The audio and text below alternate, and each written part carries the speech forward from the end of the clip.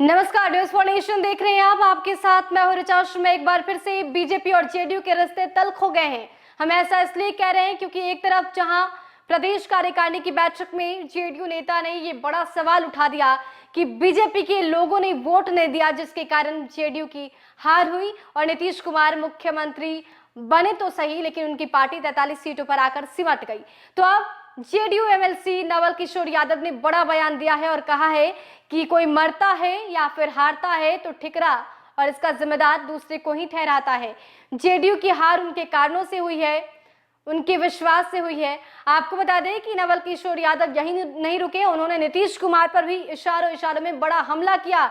उन्होंने कहा कि जब यहाँ पता ही नहीं है कि दुश्मन कौन है दोस्त कौन है, तो फिर कैसे जीत सुनिश्चित की जाएगी। दुश्मन और दोस्त में फर्क समझना बहुत बड़ी बात होती है। सबसे पहले सुनिए क्या कुछ कह रहे हैं नवल किशोर यादव। जदयू के लोगों ने कोई ऐसा नहीं कहा है। कुमार सिंह ने कहा है। जय कुमार सिंह चूंकि हारने वाला और मरने वाला आदमी हमेशा जिम्मेवारी अपने हार का और मौत का दूसरे के कंधों पर देता है।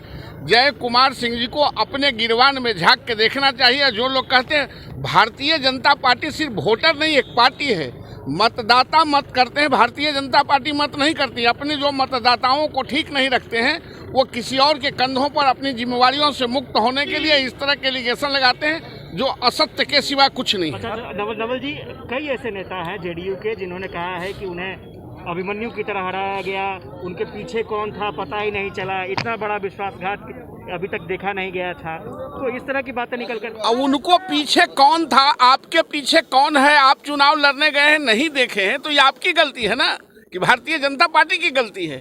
आप अपने क्षेत्रों में काम कर रहे हैं, आपको अपने दोस्तों और दुश्मन में फर्क नहीं महसूस होता, इसका मतलब आपकी गलती है, आपकी कहीं कमजोरी है।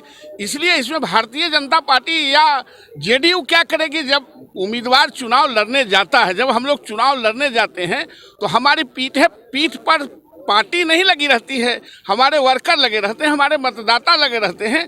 तो अपने आप मतदाताओं में अगर कहीं ख्याल नहीं रखा होगा, कहीं भूल चूक होती है, आपसे भूल चूक हुई होगी, उसका ये परिणाम है। लोजपा भाजपा गठजोड़ की बात वो लोग कर रहे हैं। लोजपा भाजपा, हम तो नीतीश कुमार के साथ थे। हमारा एनडीए का स्पष्ट जो अलायंस था, स्पष्ट अलायंस के साथ हम लोगों ने चुनाव लड़ा है और स्पष्ट अलायंस के साथ आज सरकार चला रहे हैं। बता दें कि जेडीयू में इन दिनों खलबली मच गई है। जेडीयू और बीजेपी के रिश्ते तल्ख होते जा रहे हैं।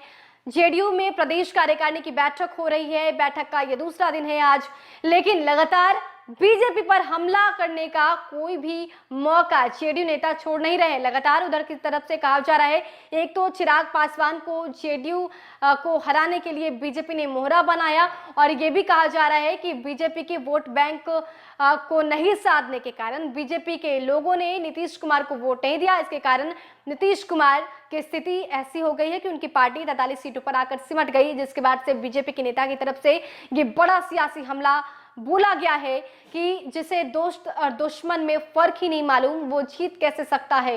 तो इस तरीके की बातें अब बीजेपी की तरफ से सामने आ रही है, जिसके बाद ये साफ तौर पर नजर आ रहा है कि जेडीयू और बीजेपी के रिश्ते भले ही बाहर से दिखाने के लिए ऑल इज वेल हो, लेकिन अंदर ही अंदर तल्ख है। फिलहाल के लिए इतना ही। बने रहिए हमारे साथ और देखते रहिए न्यूज़ फॉर नेशन। नमस्कार।